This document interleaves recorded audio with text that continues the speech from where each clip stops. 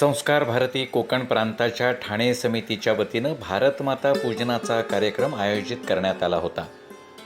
मान्यवरांच्या हस्ते दीप प्रज्वलनानं या कार्यक्रमाची सुरुवात झाली. मातृशक्ती विभाग आणि बाल विभाग यांच्या संयुक्त विद्यमाने सादर झालेल्या या कार्यक्रमाचा प्रारंभ संस्कार भारतीच्या ध्येयगीतानं झाला. गीताच्या सादरीकरणानंतर बालविभाग आणि मातृशक्ती विभागाच्या प्रमुख सुमेधाताई बेडेकर यांनी मुलांना देशातील सद्यस्थिती कथन केली. माननीय पंतप्रधानांनी गेल्या काही वर्षांमध्ये ज्या सकारात्मक गोष्टी या देशामध्ये केल्या त्यांचा त्यांनी धावता आढावा घेतला. त्यासाठी त्यांनी एका चित्राचा आधार घेतला. त्या चित्राच्या मध्यभागी आपल्या तिरंग्यामध्ये एक डोळा दाखवला होता, ज्यामधून पंतप्रधानांची दूरदृष्टी दाखवण्यात आली होती. त्याचबरोबर नोटबंदी करून काळ्या पैशाला घालण्यात आलेला आळा, सर्वसामान्यांकरता शून्य बॅलन्स अकाउंट योजना, त्याचबरोबर देशातल्या गोरगरिबांपर्यंत घरोघरी गॅस पोचवण्यासाठी करण्यात आलेला प्रयत्न, विविधतेतून एकता जपणाऱ्या आपल्या देशामध्ये उभारण्यात आलेला स्टॅच्यू ऑफ युनिटी हा सरदार वल्लभभाई पटेल यांचा भव्य पुतळा आणि त्याचबरोबर श्रद्धा, भक्ती आणि ज्ञान यांचं प्रतीक असणाऱ्या राम मंदिराच्या निर्माणाची सुरुवात, अशा कामगिरीनं सध्याचा काळ अधिक सकारात्मक आहे. त्यामध्ये आपण प्रत्येकानं तितक्याच सकारात्मकतेनं सहभागी व्हावं असं त्यांनी सांगितलं. भारतमाता पूजनाच्या या उत्सवामध्ये प्रमुख पाहुण्या म्हणून व्याख्यात्या आणि निरूपणकार विदुषी धनश्री लेले या व्हर्च्युअली सहभागी झाल्या होत्या. त्यांनी भारतमाता पूजन या विषयावर आपले विचार मांडले. आज आपण इथे सगळेजण जमलोय ते भारतमाता पूजनासाठी. किती सुंदर कल्पना आहे ही, की आपल्या भारतमातेचं, आपल्या मातृभूमीचं पूजन करायचं, तिला वंदन करायचं. किती सुंदर, अतिशय म्हणजे मनाला मोहित करणारी अशी ही कल्पना आहे. आणि ही वर्षानुवर्ष ही पद्धती आपण जतन केलेली आहे. आणि हे खास करून भारतामध्येच आपल्याला पाहायला मिळतं. म्हणजे जे पाश्चिमात्य जग आहे किंवा पाश्चिमात्य संस्कृती आहे, त्यातले कुठलेही देश हे आपल्या देशाला मातृभूमी म्हणत नाहीत. तर त्यांच्याकडे देशासाठी पॅट्रिया हा शब्द आहे. पॅट्रिया म्हणजे फादर नेशन. त्यामुळे ते जेव्हा देशाचा विचार करतात तेव्हा ते तो देश किंवा वडील या अर्थाने त्याच्याकडे पाहतात. आणि आपण मात्र जेव्हा जेव्हा मातृभूमीचा, जगाचा विचार, देशाचा विचार करतो त्यावेळेला मात्र आपण तिच्याकडे आई म्हणून पाहतो. पॅट्रिया किंवा फादर नेशन जेव्हा आपण म्हणतो तेव्हा कुठेतरी मनामध्ये एक वर्चस्वाची भावना जाणवते किंवा सत्ता जाणवते. पण जेव्हा मातृभूमी म्हणतो तेव्हा तिचं वात्सल्य आपल्याला जाणवतं, तिच्या हृदयी असणारं प्रेम आपल्याला जाणवतं, तिचं सगळ्यांना जवळ घेण्याची वृत्ती जाणवते, तिची आपुलकी जाणवते. आणि म्हणूनच मला असं वाटतं की आपण ज्या संस्कृतीमध्ये जन्माला आलो आहेत, ज्या मातृभूमीमध्ये जन्माला आलो आहेत, ती किती वेगळा विचार करणारी आहे याला हे एक उदाहरणसुद्धा पुरेसं आहे. म्हणून मातृभूमी आणि तिचं पूजन करायचं, तिचं वंदन करायचं. 1897 साली जेव्हा विवेकानंद अमेरिकेतनं परत भारतामध्ये आले तेव्हा त्यांचं भाषण झालं होतं. अनेक ठिकाणी भाषणं झाली. तेव्हा त्यांनी तिकडे जमलेल्या युवकांना सांगितलं की आता तुमच्या देव्हाऱ्यांमध्ये ज्या मूर्ती आहेत त्या तर तुम्ही ठेवाच, फक्त माझं म्हणणं असं आहे की त्या थोड्याशा बाजूला करा आणि त्या देव्हाऱ्यामध्ये मुख्य मूर्ती म्हणजे तुमची भारतमाता तिथे प्रस्थापित करा. आणि आता तुमचं सगळं वंदन, सगळं पूजन त्या मातेचं करा, भारतमातेचं करा, जेणेकरून काही वर्षांनी का होईना पण आपली भारतमाता खऱ्या अर्थानं स्वतंत्र होईल. आणि त्यांचं विधान असं होतं की पुढची 50 वर्ष तुमचं आराध्य दैवत ही तुमची मातृभूमी असली पाहिजे. 1897 साली विवेकानंद हे म्हणाले होते आणि 1947 साली भारताला स्वातंत्र्य मिळालं. 50 वर्षांनी म्हणजे त्यांचं द्रष्टेपण काय असेल. त्यांनीही मातृभूमीचंच पूजन करा, तिचीच आराधना करा असं म्हटलेलं आहे. आणि मला असं वाटतं की आपल्या देशाला किंवा या भूमीला ते स्त्रीत्व देणं किंवा तिच्याकडे एक स्त्री म्हणून, एक आई म्हणून पाहणं हे किती योग्य आहे आणि किती जसं असलं पाहिजे तशीच ती उपमा आहे. म्हणजे बघा ना, आई आपल्याला जन्म देते, खाऊ पिऊ घालते, आपलं भरण पोषण करते, आपल्यावरती संस्कार करते, आपल्या वाढीला अनुकूल पोषक असं वातावरण तयार करते, आपल्याला पंख पसरायला मिळावेत म्हणून अनेक गोष्टी ती आपल्याला खऱ्या अर्थानं देत असते. पंख पसरून आपण भरारी मारून बाहेर जातो, जग पाहतो आणि पुन्हा तिच्याकडे येण्याची आस निर्माण होते आणि आपण आईकडे येतो तेव्हा आई आपल्याला कुशीत घेते. हे जसं सगळं आईच्या बाबतीमध्ये लागू आहे ना, हे सगळं आपल्या मातृभूमीच्या बाबतीतसुद्धा लागू आहे. ती आपल्याला खऱ्या अर्थानं जन्म घेण्यासाठी म्हणून एक स्थान निर्माण करते, एक अधिष्ठान निर्माण करते, आपलं भरणं पोषणं करते. आपल्या वाढीसाठी, आपल्या विकासासाठी ती खऱ्या अर्थानं एक चांगलं वातावरण निर्माण करते. आपल्याला भरारी घेता येईल यासाठीही तिचे प्रयत्न असतात. आणि सगळं जग पाहून आल्यानंतर पुन्हा एकदा आपल्याला परत आपल्याच देशामध्ये यावंसं वाटतं तेव्हा प्रेमानं स्वीकारणारी आपली मातृभूमीच असते. आपण कितीही बाहेर राहिलो ना, म्हणजे कितीही वेगवेगळ्या भूमी आपल्याला खुणावत असतील किंवा तिथे जाऊन राहावं असं आपल्याला वाटत असेल तरीसुद्धा बाहेर गेल्यानंतर लक्षात येतं की महिना 2 महिनासुद्धा बाहेरच्या देशामध्ये राहणं कधीकधी कंटाळवाणं होतं. इतकी आपल्याला आपल्या मातृभूमीची ओढ लागलेली असते. सावरकरांची कविता तुम्हाला सगळ्यांना माहिती आहे. ने मज सीने परत मातृभूमीला, सागरा प्राण तळमळला. अतिशय अस्वस्थ होऊन सावरकरांनी सागराशी संवाद साधला होता की तू मला इथं घेऊन आलास, पण आता मात्र मला परत माझ्या मातृभूमीकडे जाऊ देत नाही आहेस. हो, इथे सगळे मोहाची दुनिया आहे. अगदी इथला प्रासाद कितीही मोठा असला तरीसुद्धा मला मात्र माझ्या आईची झोपडीच प्रिय आहे.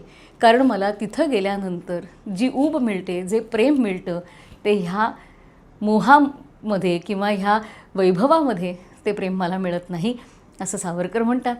किंवा रामाचा श्लोकसुद्धा तुम्ही वाचला असेल, तुमच्या पुस्तकांमध्ये तो श्लोक असेलसुद्धा की अपिस्वर्णमयी लंका नमे लक्ष्मण रोचते. जेव्हा रामाने रावणावरती विजय मिळवला तेव्हा विभीषणाने सांगितलं की रामा, मी तर तुमचाच आहे आणि आता ही लंकासुद्धा तुमची आहे. त्यामुळे ह्या सोन्याच्या लंकेचा तुम्ही स्वीकार करा बरं. केवढं मोठं आमिष होतं समोर, नाही का? पण रामाने काय सांगितलं की लंका जरी सोन्याची असली, अपिस्वर्णमयी लंका नमे लक्ष्मण रोचते, पण लक्ष्मणा ही लंका मला आवडत नाही रे. म्हणजे लंका आवडत नाही म्हणण्यापेक्षा माझं मन इथे रमत नाही रे. कारण का? जननी जन्मभूमिश्च स्वर्गादपि गरीयसी. कारण माझं मन माझ्या आईकडे म्हणजे कौसल्येकडे आणि त्याचबरोबर जन्मभूमीकडे ओढ घेत आहे. माझी आई आणि माझी जन्मभूमी ही मला स्वर्गापेक्षासुद्धा मोठी आहे. असं म्हणून रामानी लंकेवरचा आपला अधिकार सोडून दिला होता. किंबहुना त्यांनी तो अधिकार कधी मानलाच नव्हता. त्यांनी रावणाचा पराभव केला ते राज्य मिळवण्यासाठी नाही, तर रावण जी वाईट कृत्य करत होता त्याला धडा शिकवण्यासाठी, म्हणून त्या वाईट कृत्यांच्यासाठी त्याला शिक्षा करण्यासाठी म्हणूनच रामानं रावणावरती युद्ध केलेलं होतं.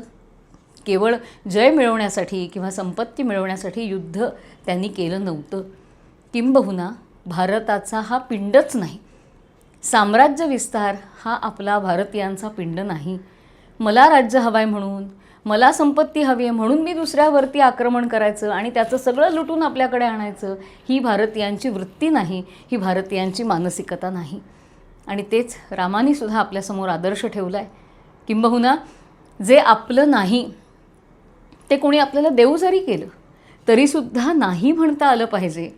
आणि त्यावेळेला आपल्या लक्षात येतं की नाही म्हणण्यासाठी सगळ्यात जास्त सामर्थ्य अंगी असावं लागतं. तुम्हाला कोणी, आता तुम्ही शाळेमध्ये जाणारी, कॉलेजमध्ये जाणारी मुलं असाल, तुम्हाला कोणी काही आमिष दाखवलं, चल असं असं करूया, तुला मी हे देईन, पटकन नाही म्हणता येत नाही.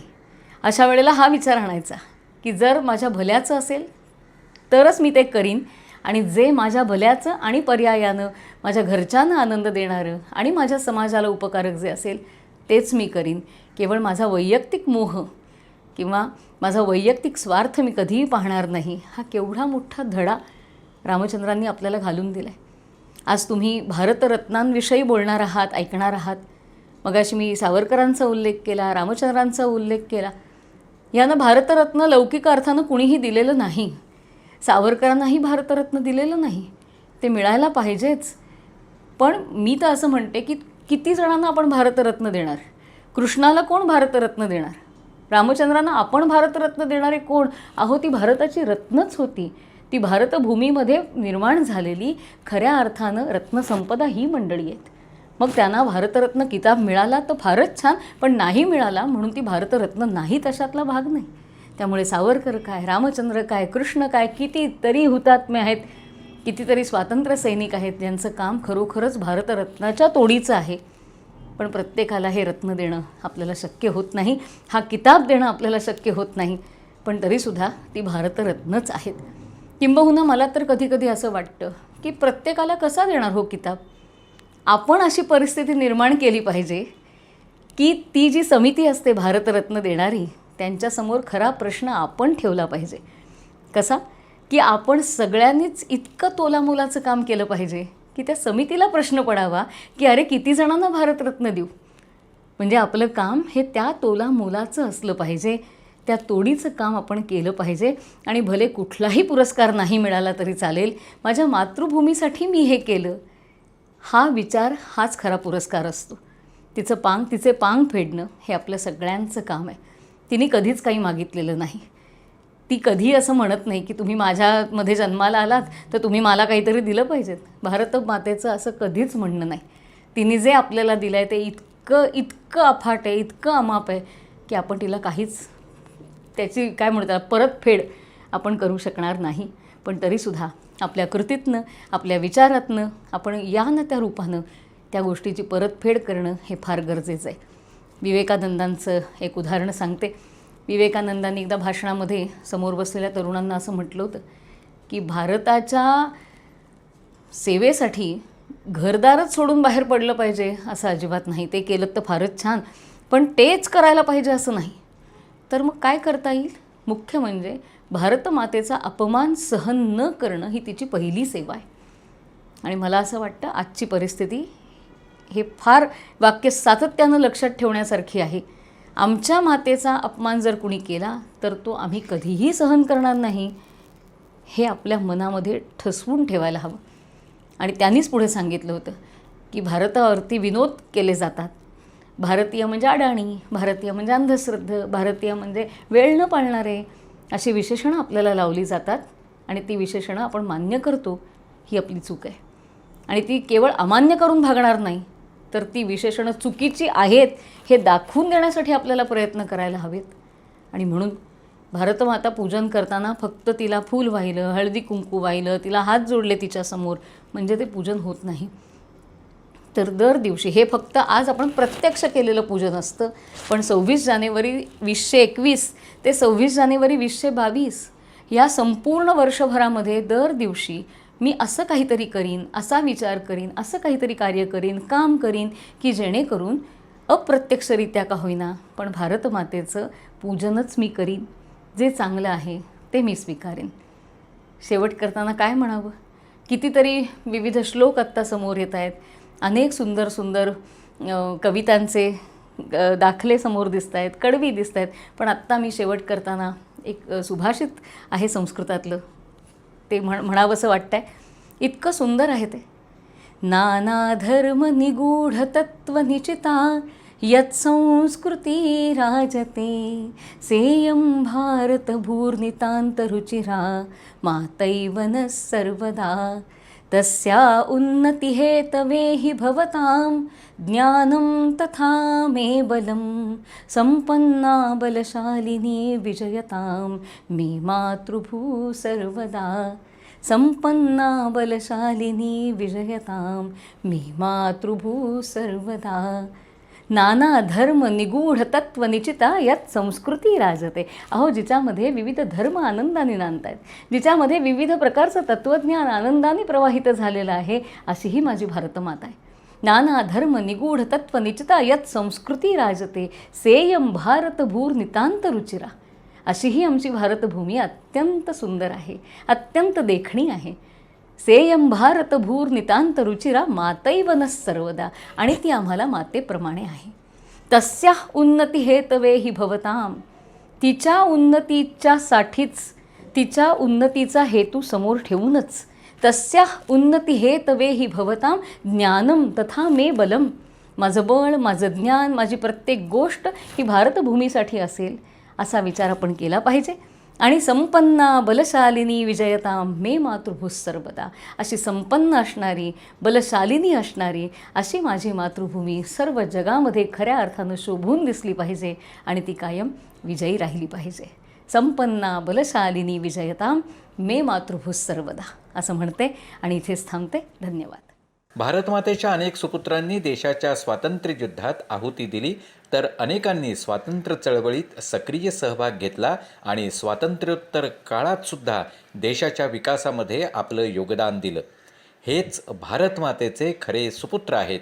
त्यांच्या या कार्याची पोचपावती म्हणून देशानं त्यांचा सर्वोच्च भारतरत्न या सन्मानाने गौरवही केला. आजपर्यंत अशा 48 सुपुत्रांना भारतरत्न किताब देण्यात आला आहे. या कार्यक्रमामध्ये बालविभागाच्या विद्यार्थ्यांनी आणि त्याचबरोबर मातृशक्ती विभागाच्या काही मातांनी तसंच आपल्या संस्कार भारतीच्या कार्यकर्त्यांनी या 48 भारतरत्नांची अगदी थोडक्यात आणि धावती ओळख करून दिली.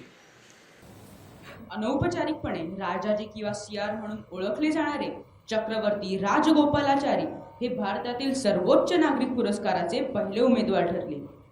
त्यांना हा पुरस्कार 1954 साली मिळाला. तेव्हा त्यांचे वकिलीचे शिक्षण पूर्ण झालं होतं. लेखक, इतिहासकार, कार्यकर्ता आणि राजकारणी म्हणून ते ख्यातकीर्त झाले. 1950 साली भारताचे शेवटचे गव्हर्नर जनरल म्हणून त्यांनी काम पाहिलं. या पदावर असणारे ते एकमेव भारतीय ठरले. स्वतंत्र भारतामध्ये पश्चिम बंगालचं राज्यपाल पद त्यांनी भूषवलं. त्यानंतर मद्रास या राज्याचे मुख्यमंत्री म्हणून त्यांनी काम पाहिलं. आपल्या संपूर्ण हयातीत त्यांनी कृष्णगिरीचा आंबा हे टोपण नाव स्वीकारलं. अण्वस्त्र वापरायला त्यांनी कडाडून विरोध दर्शवला.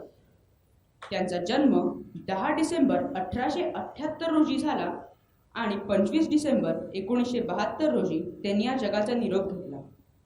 भारतरत्न या किताबावर पहिलं नाव कोरणारे चक्रवर्ती राजगोपालाचारी या भारतमातेच्या सुपुत्राला माझा मानाचा मुजरा. जय हिंद. 1909 ते 1948 अशी तब्बल 40 वर्ष शैक्षणिक क्षेत्रात स्वतःला झोकून घेणारे स्वतंत्र भारताचे पहिले उपराष्ट्रपती ठरले असे सर्वपल्ली राधाकृष्णन हे आपल्या भारतरत्न पुरस्काराचे मानकरी.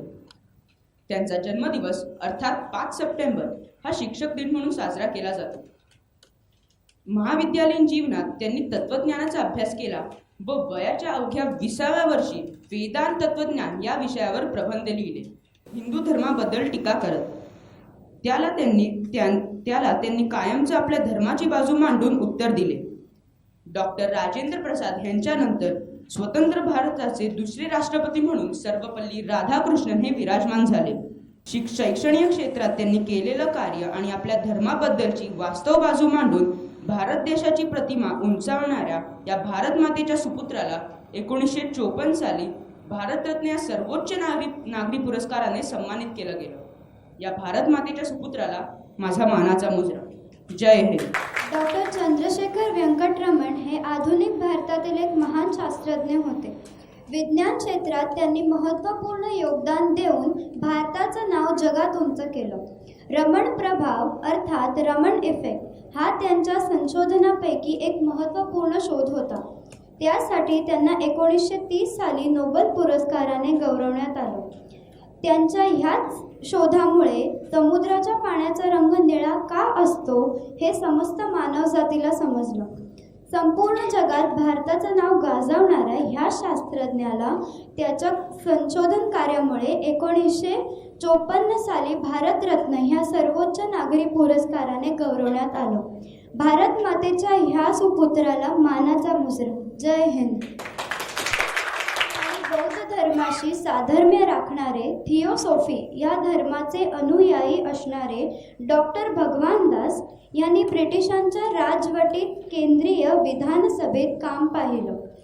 हिंदुस्थानी संस्कृती समितीशी त्यांचा निकटचा संबंध राहिला.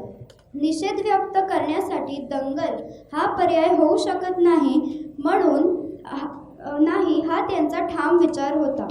ब्रिटिशांच्या राजवटीपासून भारताला मुक्त करून भारत स्वतंत्र व्हावा म्हणून ब्रिटिशांविरुद्ध लढा उभारण्यात त्यांचं मोलाचं योगदान होतं. स्वातंत्र्यासाठी त्यांनी केलेल्या कार्याचा गौरव म्हणून 1955 साली त्यांना देशाच्या सर्वोच्च नागरी भारतरत्न या पुरस्काराने सन्मानित करण्यात आलं. भारत मातेच्या ह्या सुपुत्राला मानाचा मुजरा. जय हिंद. अभियांत्रिकी अर्थात इंजिनिअरिंग क्षेत्रात क्रांतिकारी संशोधन करून ते अंमलात आणणारे मोक्षगुंडम विश्वेश्वरय्या यांनी स्वयंचलित पूरनियंत्रणद्वार प्रणाली विकसित केली आणि त्याचं पेटंटही घेतलं. 15 सप्टेंबर 1861 रोजी त्यांचा जन्म झाला. 1903 साली पुण्याजवळच्या खडकवासला धरणामध्ये त्यांनी विकसित केलेली स्वयंचलित द्वार प्रणाली वापरण्यात आली. हैदराबाद शहराचं पुरापासून संरक्षण करण्यासाठी त्यांनी एक विशेष प्रणाली विकसित केली. विशाखापट्टणम बंदराला समुद्राच्या पाण्याचा धोका निर्माण झाला होता. त्यांनी बंदरात गंजरोधक प्रणाली विकसित केली आणि बंदराला सुरक्षित केलं. अभियांत्रिकी क्षेत्रात अलौकिक कार्य करून त्यांना भारतरत्न या सर्वोच्च नागरिक पुरस्काराने त्यांचा सन्मान 1955 साली त्यांचा सन्मान करण्यात आला. 15 सप्टेंबरला अभियांत्रिकी दिन साजरा केला जातो. भारत मातेच्या या सुपुत्राला मानाचा मुजरा. जय हिंद. 14 नोव्हेंबर 1889 रोजी अलाहाबादमध्ये जन्मलेले जवाहरलाल नेहरू हे स्वतंत्र भारताचे पहिले पंतप्रधान होते. स्वातंत्र्य लढ्यात त्यांचा सक्रिय सहभाग होता. भारतीय राष्ट्रीय काँग्रेसचे ते लोकप्रिय नेते होते. डिस्कव्हरी ऑफ इंडिया या त्यांच्या पुस्तकाने विदेशीच लोकांना नाही तर भारतीय लोकांनाही त्यांच्या भारतीय देशाबद्दल वैविध्याची खऱ्या अर्थाने कल्पना करून दिली.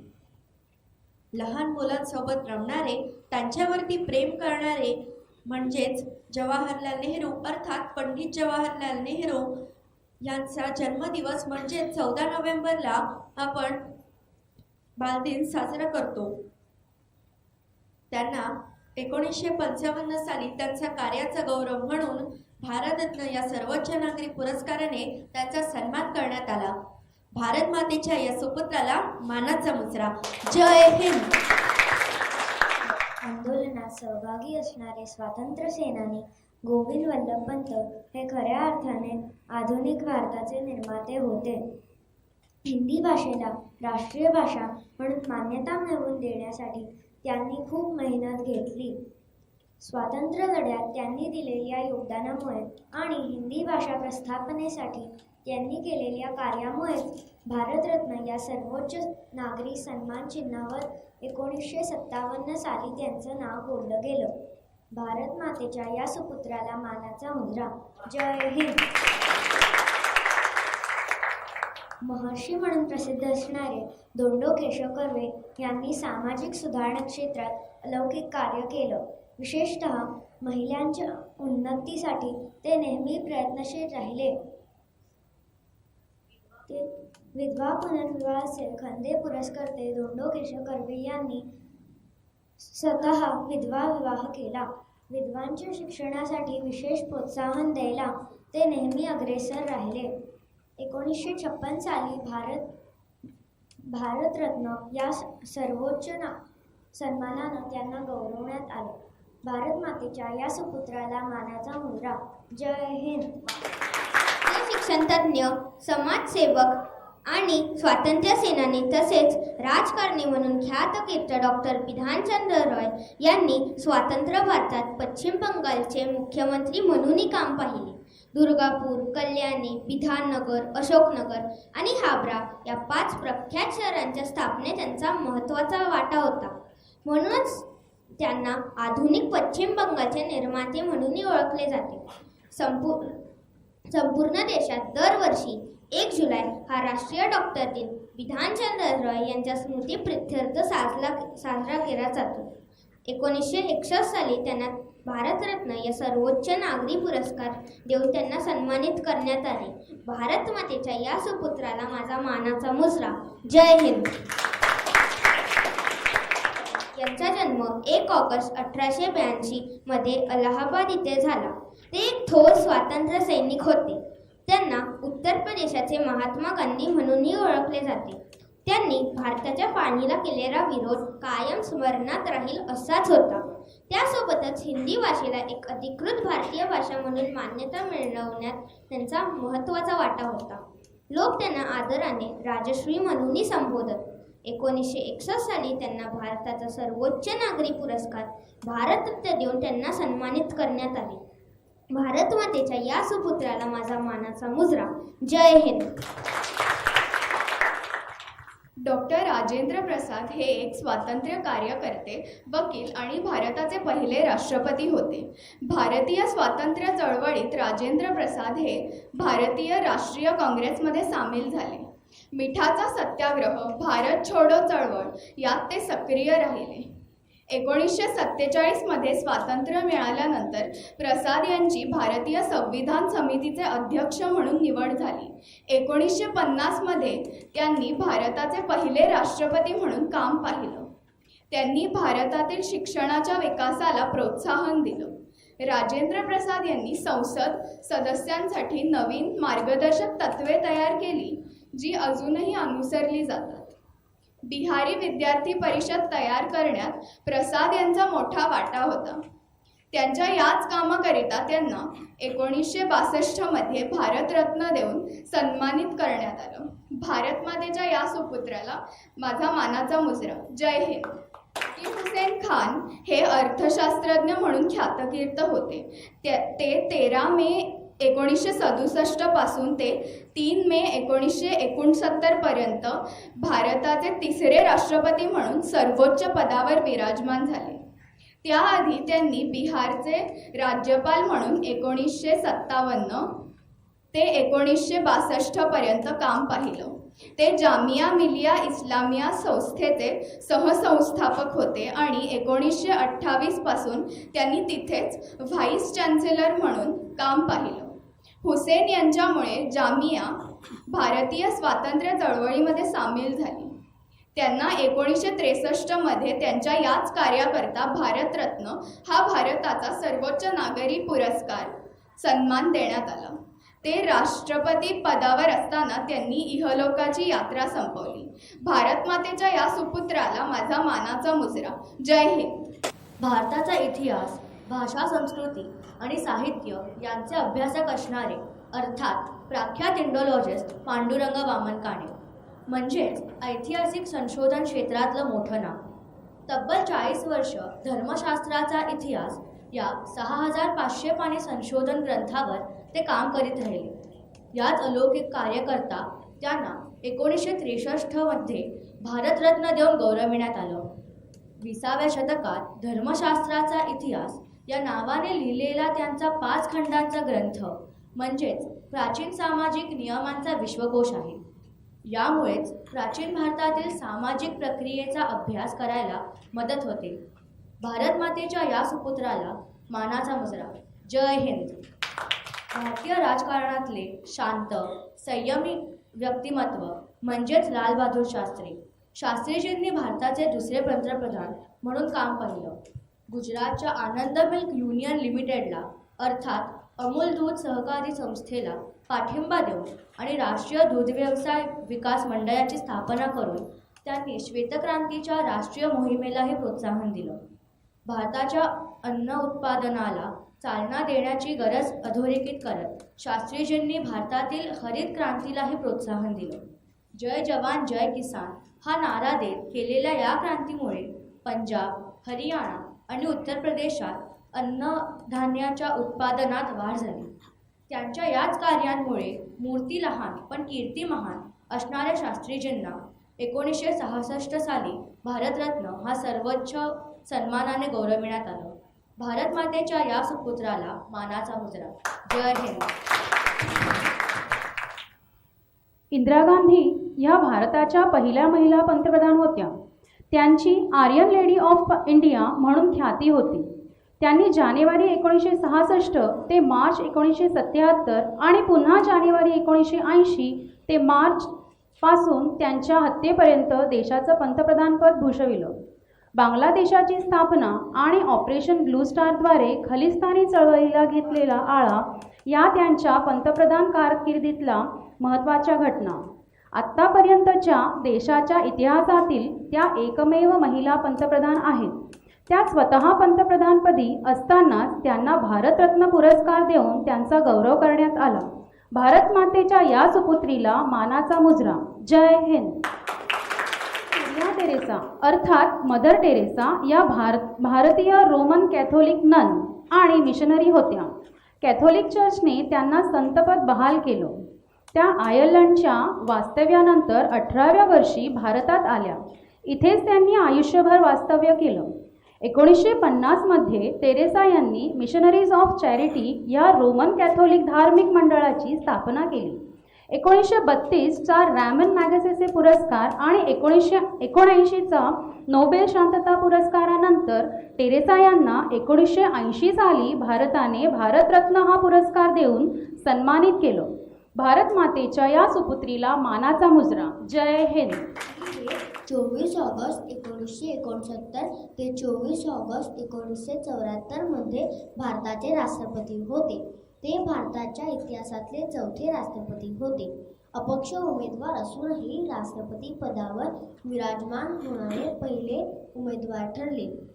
त्याआधी त्यांनी केंद्रीय मंत्रिमंडळात कामगार मंत्री तसंच उत्तर प्रदेश, केरळ आणि कर्नाटक या राज्याचे राज्यपाल म्हणून सुद्धा काम पाहिलं.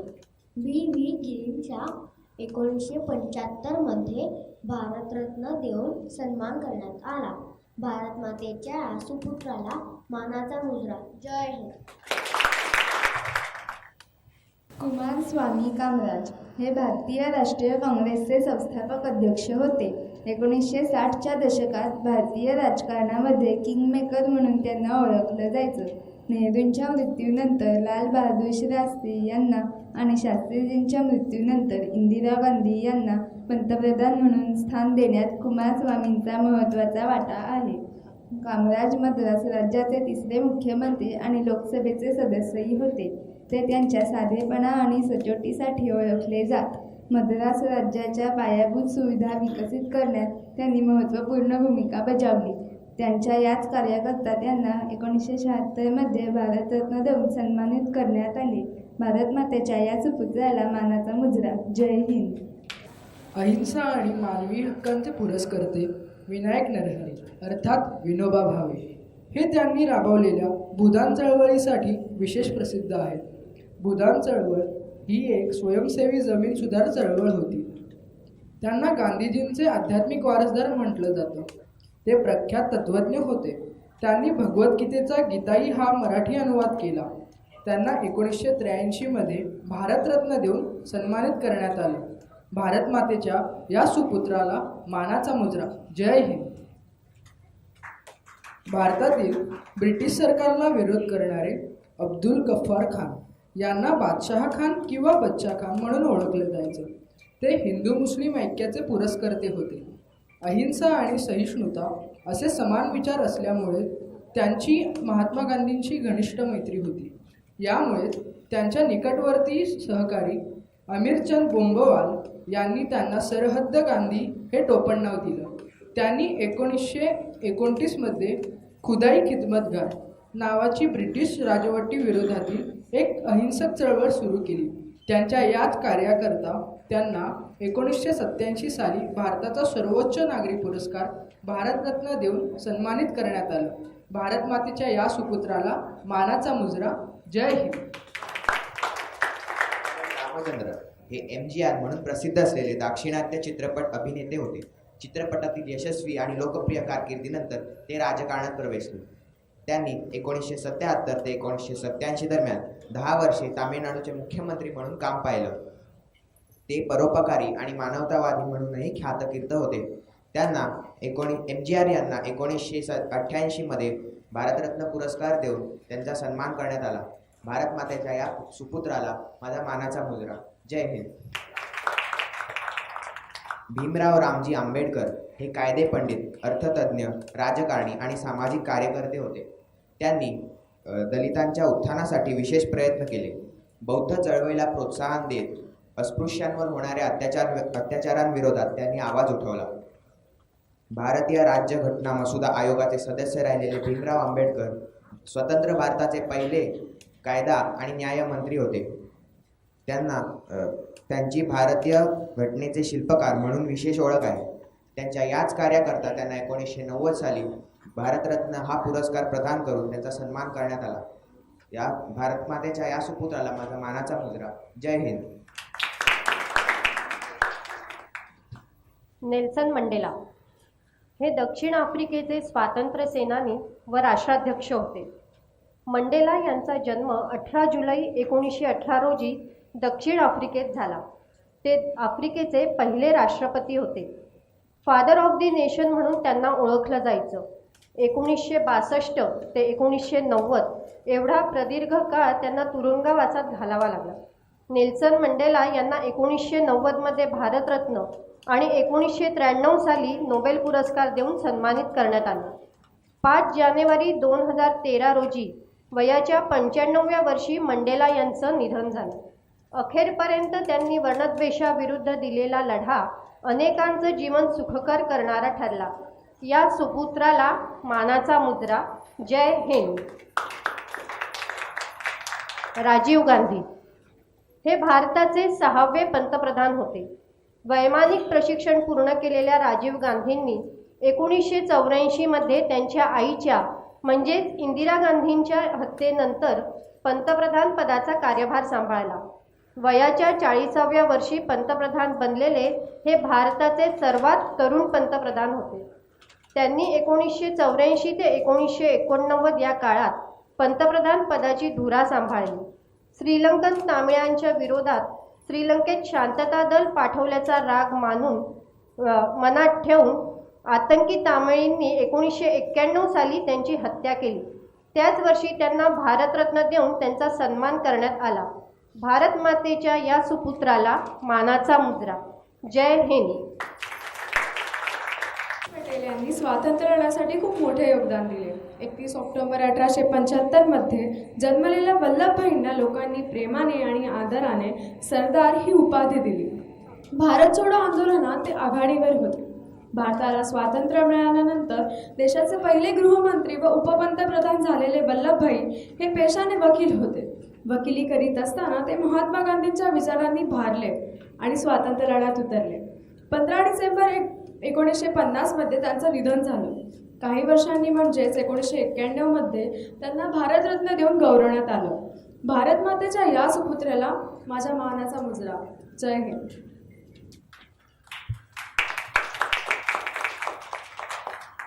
मोरारजी देसाई ही स्वातंत्र्य चळवळीतले खंदे कार्यकर्ते होते. 1977 ते 1979 दरम्यान जनता पार्टीने तयार केलेल्या सरकाराचे ते प्रधानमंत्री अर्थात देशाचे 4थे पंतप्रधान बनले. राजकारणाच्या प्रदीर्घ कारकिर्दीत त्यांनी मुंबई राज्याचे मुख्यमंत्री, भारताचे गृहमंत्री, अर्थमंत्री आणि भारताचे दुसरे उपपंतप्रधान अशी अनेक महत्त्वाची पदं भूषवली. 1991मध्ये त्यांना भारतरत्न देऊन सन्मानित करण्यात आले. 10 एप्रिल 1995 रोजी 99 वर्षाचे असताना त्यांचं निधन झालं. भारत मातेच्या या सुपुत्राला माझा मानाचा मुजरा. जय हिंद. अब्दुल कलाम आझाद हे भारतीय स्वातंत्र्य चळवळीमधले एक महत्त्वाचे नेते होते.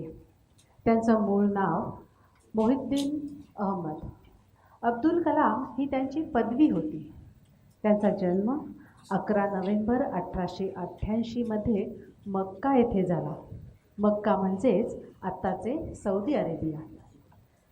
शिक्षण क्षेत्रातील त्यांच्या विशेष योगदानामुळे त्यांचा जन्मदिवस हा राष्ट्रीय शिक्षण दिन म्हणून भारतात ओळखला जातो. 22 फेब्रुवारी 1858 रोजी त्यांचं निधन झालं.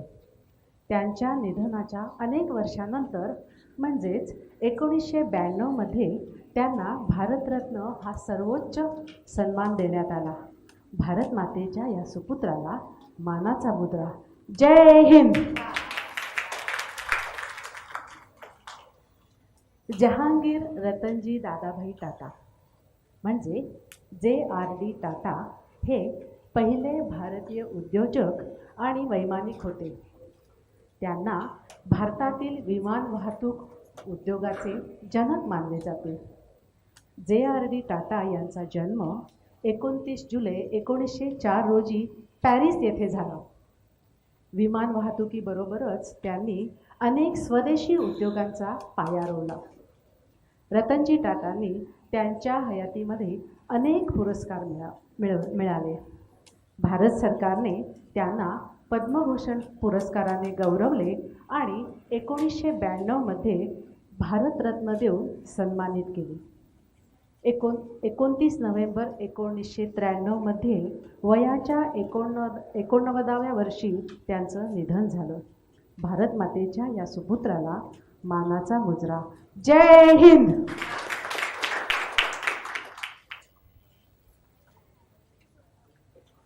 सत्यजित राय हे ऑस्कर पुरस्कार विजेते भारतीय लेखक, पटकथा लेखक, संगीतकार, निर्माते आणि दिग्दर्शक होते. त्यांचा जन्म 2 मे 1921 रोजी बंगालमध्ये झाला. त्यांनी त्यांच्या संपूर्ण कारकिर्दीत एकूण 36 चित्रपटांचं दिग्दर्शन केलं आहे. राय यांना दादासाहेब फाळके पुरस्कार, पद्मभूषण, ऑस्कर असे सर्वोत्कृष्ट पुरस्कार मिळाले. यासोबतच भारतरत्न या सर्वोच्च पुरस्काराने त्यांना गौरवण्यात आलं.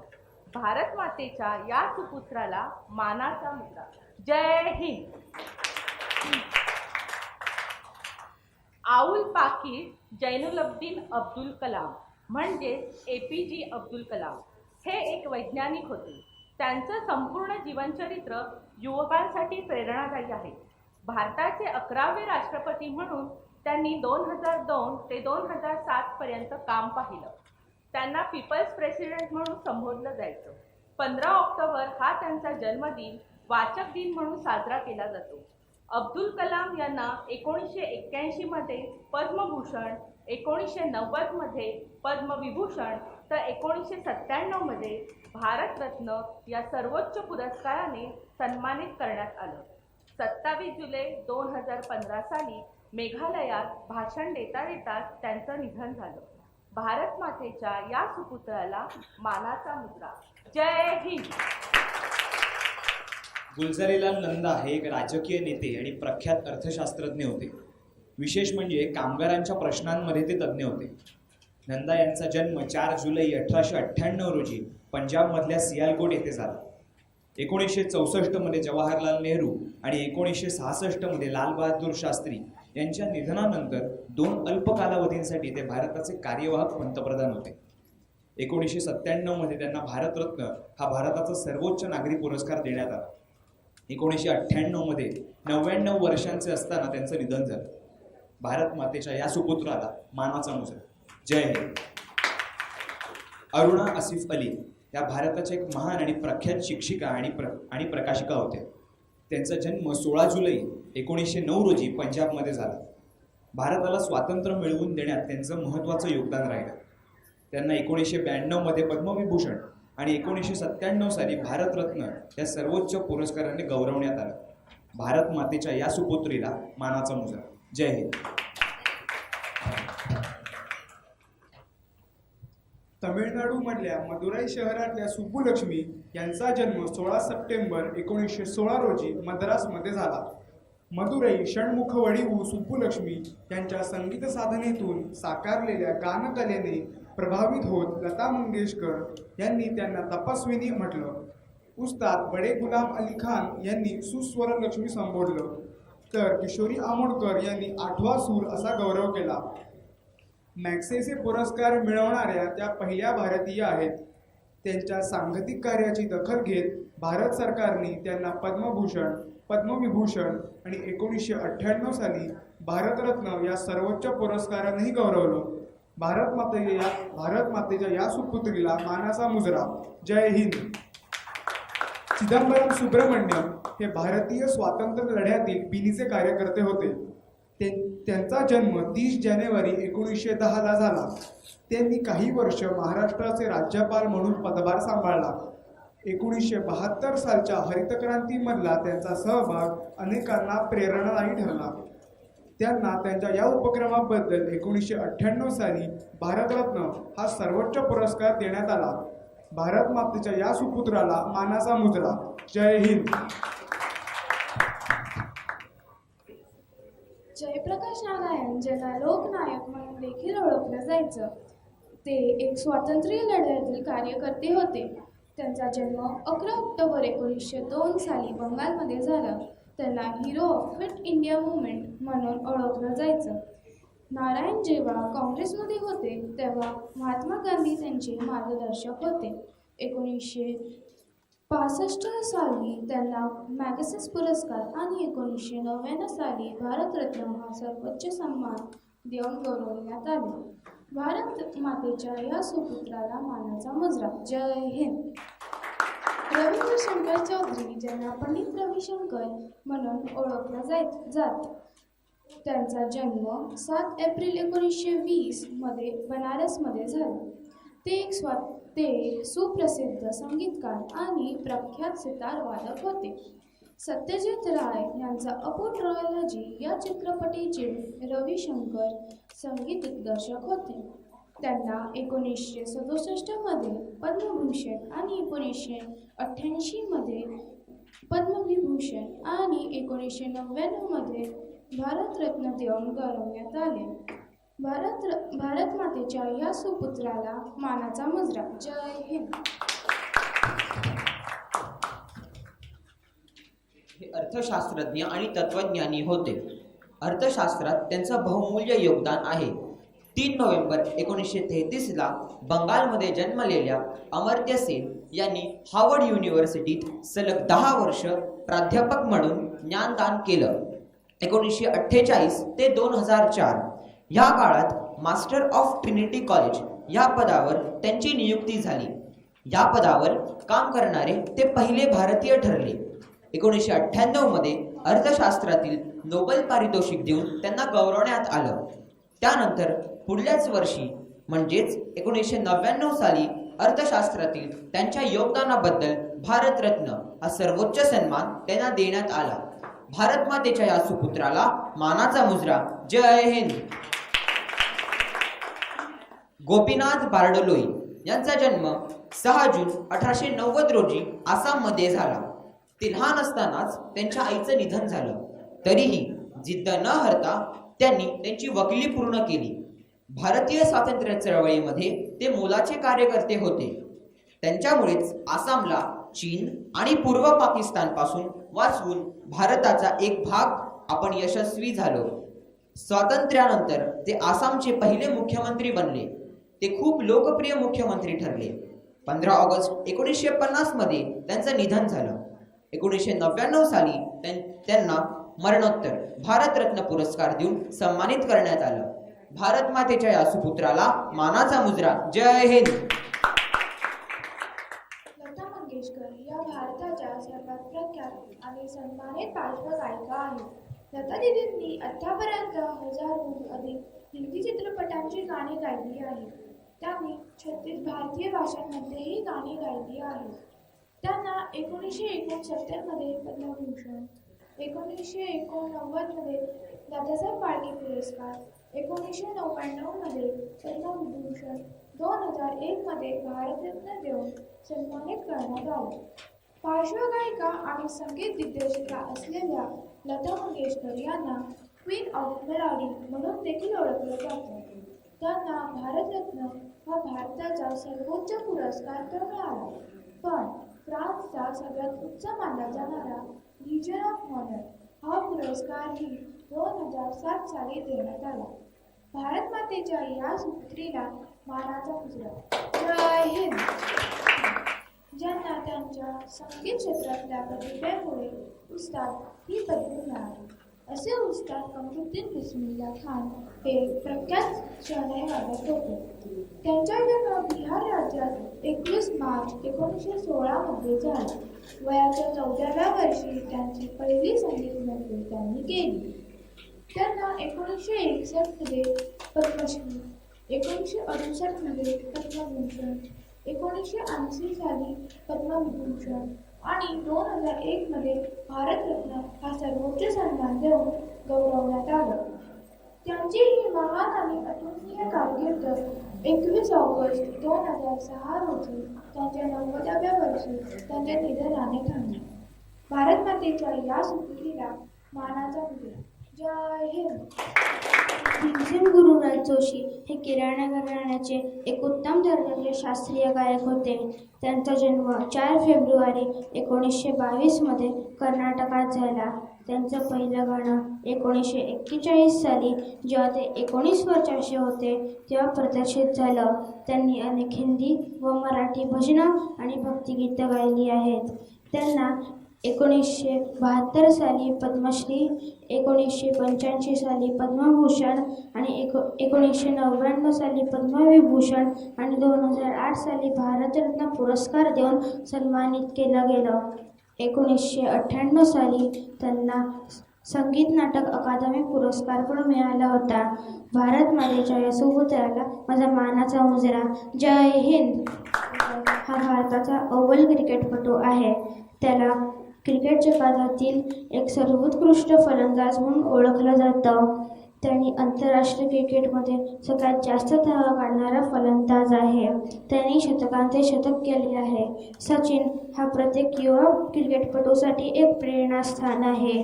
वयाच्या अवघ्या 16व्या वर्षी त्यांनी आंतरराष्ट्रीय क्रिकेटमध्ये पदार्पण केलं.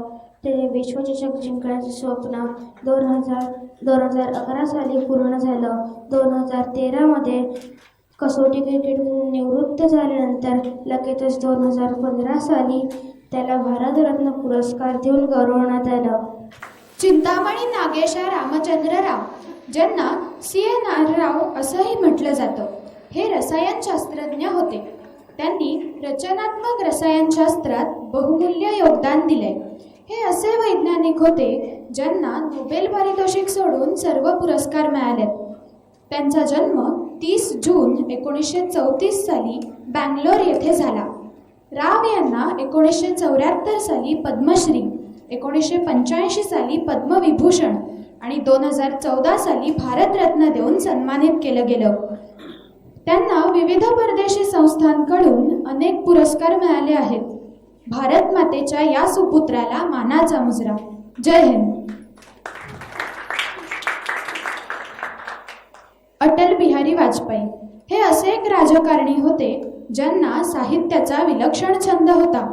ते स्वतः कविताही करायचे. त्यांची राजकीय कारकीर्द अतिशय वैशिष्ट्यपूर्ण होती. ते एकूण 3 वेळा पंतप्रधान बनले. 1996 साली 13 दिवसांच्या सरकारचे, 1998 ते 1999 या काळात 13 महिन्यांच्या सरकारचे आणि त्यानंतर 1999 ते 2004 असा संपूर्ण काळ ते पंतप्रधान राहिले. पक्षीय राजकारणाच्या पलीकडे जाऊन देशहित डोळ्यासमोर ठेवून राजकारण करणारा नेता म्हणून सर्व पक्षातील नेते त्यांच्याकडे आदराने पाहत असत. त्यांच्यातल्या या अलौकिक राजकारण्याचा सन्मान 2019 साली त्यांना भारतरत्न देऊन करण्यात आला. भारत मातेच्या या सुपुत्राला मानाचा मुजरा. जय हिंद.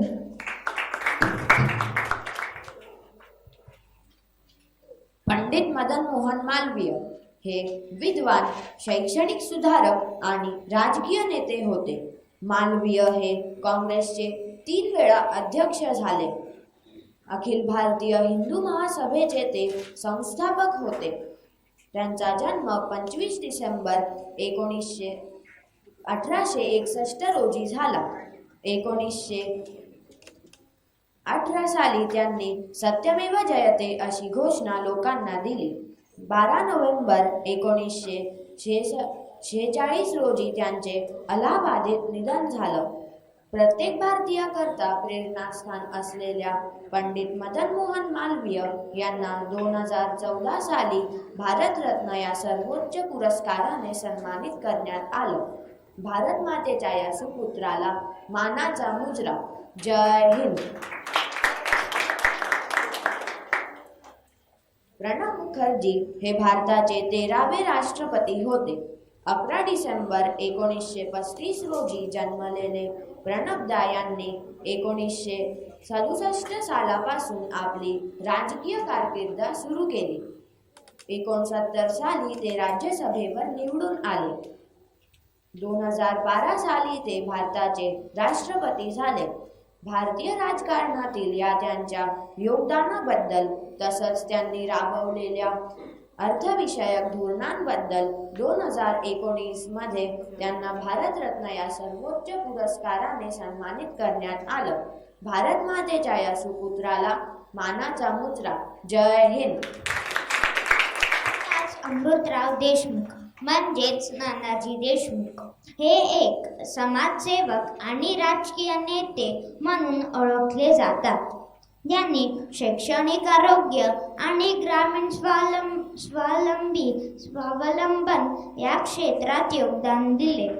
लोकमान्य टिळकांच्या विचारसरणीने प्रभावित झालेले नानाजी देशमुख यांनी वयाची 60 वर्ष पूर्ण केली तेव्हा त्यांना मंत्रिमंडळात समाविष्ट करण्याचा प्रस्ताव आला. त्यावेळी ज्येष्ठ व्यक्तीने मंत्री राहण्यापेक्षा समाजात राहून सामाजिक कार्य करावा हा विचार व्यक्त करून त्यांनी मंत्रीपद नाकारलं होतं. दीनदयाळ संशोधन केंद्रामध्ये विविध प्रकल्पांवर ते अखेरपर्यंत काम करीत राहिले. त्यांच्या या सामाजिक कार्याचा गौरव म्हणून त्यांना 2019 साली मरणोत्तर भारत रत्न या सर्वोच्च सन्मानाने गौरवण्यात आला. भारत मातेच्या या सुपुत्राला मानाचा मुजरा. जय हिंद. भूपेन हजारिका हे लोकप्रिय गायक, गीतकार, संगीतकार आणि वादक होते. त्यांना सुधाकंठ म्हणून ओळखलं जायचं. त्यांनी आसामी भाषेत खूप गाणी गायली. त्यासोबत हिंदी आणि बंगाली भाषेतही त्यांनी गाणे गायली. वयाच्या अवघ्या 13व्या वर्षी त्यांनी आपलं पहिलं गाणं लिहिलं. संगीत नाटक अकादमी अध्यक्षपदाचा कार्यभार त्यांनी 58 ते 2003 असा 5 वर्ष सांभाळला. सांगीतिक क्षेत्रातल्या त्यांच्या या योगदानाचा आदर ठेवत भारत सरकारने त्यांना पद्मभूषण, पद्मविभूषण आणि 2019 साली सर्वोच्च भारतरत्न या सन्मानाने गौरव केला. भारत मातेच्या या सुपुत्राला मानाचा मुजरा. जय हिंद. या उपक्रमाने आनंदित कोकण प्रांताचे सहमहामंत्री विजय काळे यांनी सर्वांचं कौतुक केलं. संस्कार भारती ठाणे समितीच्या अध्यक्षा कीर्ती आगाशे यांनीही या उपक्रमाबद्दल सर्वांना धन्यवाद देत असेच उपक्रम यापुढेही सुरू ठेवण्याचं आवाहन केलं. प्रजासत्ताक दिनाचं औचित्य साधून सादर करण्यात आलेल्या या कार्यक्रमाचा समारोप अर्थातच राष्ट्रगीतानं झाला. हे राष्ट्रगीत सोहम बेडेकर या छोट्या कलाकारानं सतार वादनातून सादर केलं.